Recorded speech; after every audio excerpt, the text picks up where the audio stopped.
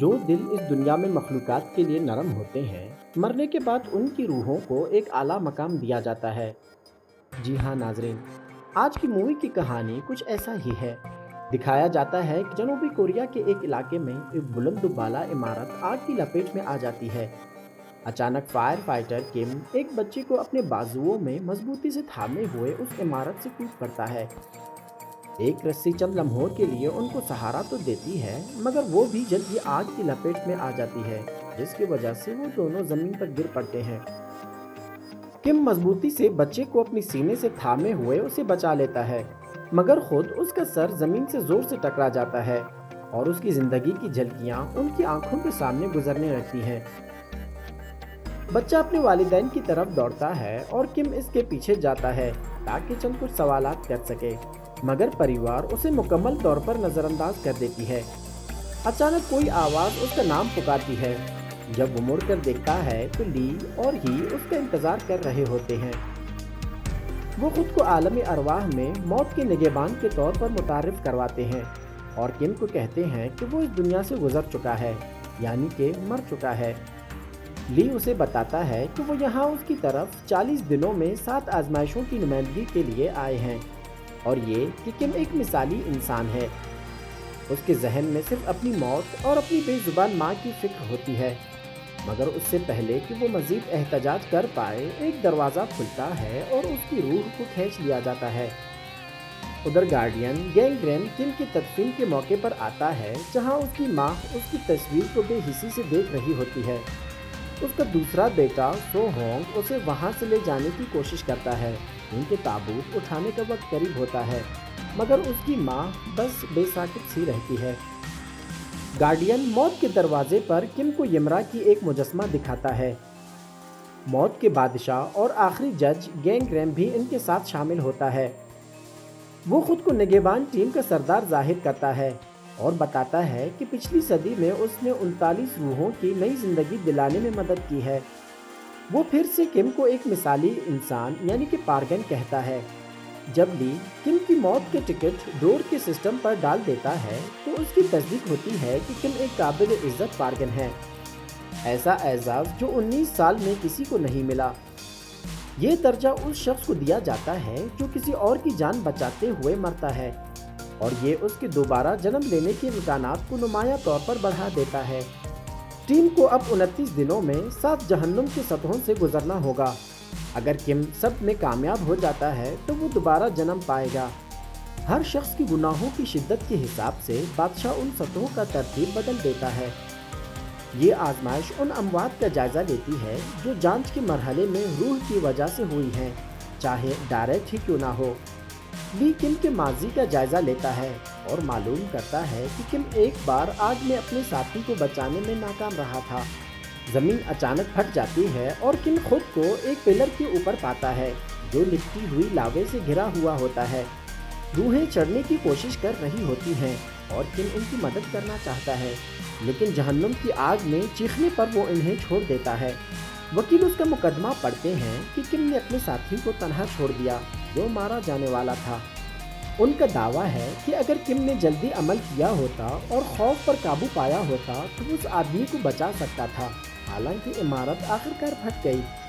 आम तौर पर डायरेक्ट कत्ल पर 50 साल की सज़ा मिलती है, मगर चूंकि किम एक पार्गन है इसलिए उसे सिर्फ 5 साल की सज़ा मिलेगी। गैंगरेन किम का दिफा करते हुए कहता है वो अपने साथी के आखिरी अल्फाज याद करे। किम याद करता है कि उसे कहा गया था कि शहरियों को पहले बचाया जाए, क्योंकि आग पर काबू पाना इस तरह आसान होगा। गैंगरेन फिर ये बताता है कि किम ने उस दिन 8 जानें बचाईं और उसे खबरों में हीरो करार दिया गया था। अगर वो पीछे रहता तो ये मुमकिन ना होता। इस सबूत की बिना पर किम को आखिरकार बेकसूर करार दिया जाता है। बाद अज़ां गुरो एक कश्ती में सवार होकर सुस्ती से जहन्नुम की तरफ दरिया पार करता है, जहां किम को साबित करना होगा कि उसने अपनी ज़िंदगी ज़ाय नहीं की। कश्ती के सफ़र के दौरान किम इकरार करता है कि वो दोबारा जन्म लेना नहीं चाहता और सब कुछ बेमानी महसूस करता है। ली वजाहत देता है कि अगर वो एक सदी में 29 रूहों को दोबारा जन्म दिलाते हैं तो वो खुद भी दोबारा जन्म ले सकेंगे। आम रूहों के लिए सब आजमाइशें पास करना बहुत मुश्किल होता है, इसलिए एक पारगन का होना उनके इम्कानात को बहुत बढ़ा देता है, और किम इनमें से 29वां है। अचानक खौफनाक मखलूक पानी से निकलकर कश्ती पर हमला कर देती है, लेकिन ही तेजी से अपनी तलवारों से उनका दिफा कर देता है, बताते हुए कि ये मखलूकात रूहों का शिकार करती हैं और अपनी आंखों से नई रूहों की शिनाख्त कर सकती हैं जब वो मंजिल तक पहुंचने से पहले उनकी नज़र में आती है। गैंग्रेन किम को खबरदार करता है कि वो सुस्ती की देवी से जिद ना करे। आजमाइश एक वसी आबशार के मकाम पर होती है। वहाँ ली एक जज्बाती तकरीर करता है, इस बात की तस्दीक करते हुए कि किम कभी सुस्त या काहिल नहीं था। किम की जिंदगी आबशार पर दिखाई जाती है, जिसमें मुख्तलिफ वाक़ियात जैसे शहद के छत्ते से निमटना, सैलाब में जानवरों की मदद करना और एक बिल्ली को बचाना जो इमारत के किनारे फंस गई थी शामिल हैं। अगरचे किम बचाव के दौरान गिरा था, देवी देख रही होती है और वाज़ेह तौर पर मुतासिर होती है और पूछती है कि उसे इतने लोगों की मदद करने की तहरीक क्या थी। किम इस दिल को छू लेने वाले लम्हे को बर्बाद करते हुए कहता है कि सब पैसे के लिए था।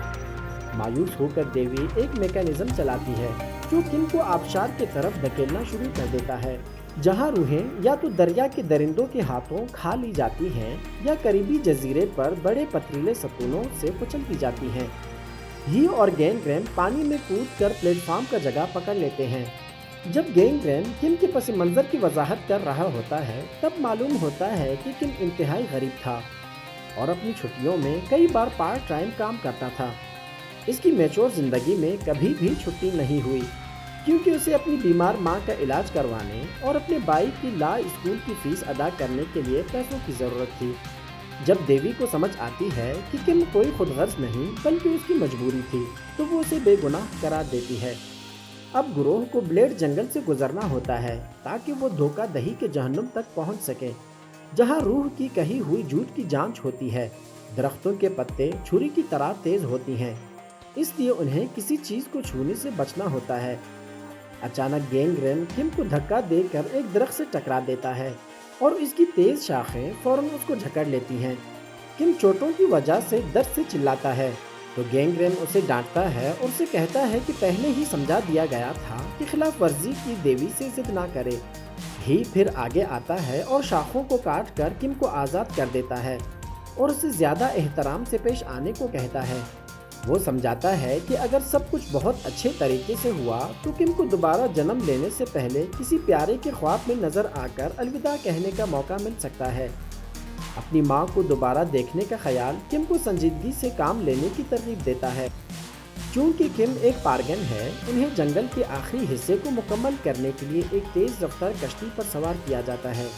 सफ़र के दौरान गार्डियन दरख्तों के दरमियान छुपी हुई बदख्वाह भूतों को देखते हैं। वो किम से पूछते हैं कि क्या इसकी माँ के अलावा और कोई जिंदा रिश्ता है। भूत करीब आते हैं तो ही और गैंग्रेन अपनी तलवारें निकालते हैं। किम को खबरदार करते हैं कि इसकी फैमिली का कोई फर्द एक इंतकामी रूह में बदल चुका है। गैंग्रेन एक भूत का सर काट देता है और वो कश्ती पर गिर जाता है। फिर एक और भूत अचानक कश्ती पर चढ़ आता है।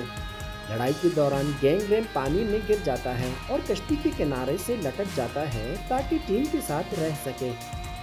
ही बाकी हमला आवर भूतों को ख़त्म करने में कामयाब हो जाता है, जिससे गैंग्रेन को दोबारा कश्ती में चढ़ने के लिए वक्त मिल जाता है। ही फिर एक तलवार फेंककर एक भूत को मार देता है जो किम को पकड़ने वाला था, और वो तलवार पहाड़ की दीवार से टकराकर बर्फानी तोदा गिरने का बायस बनती है, जो इनके पीछे नदी के रास्ते को बंद कर देती है। बहुत से भूत कुचले जाते हैं और बाकी पीछे रह जाते हैं। ही ये नतीजा निकालता है कि किम का भाई या तो किम की माँ अपने दिल में गम लिए फौत हो चुका है। इस मूवी की कहानी यहीं तक थी। अगले पार्ट के लिए हमारे साथ जुड़े रहिएगा और इंतज़ार कीजिएगा। तब तक के लिए बाय।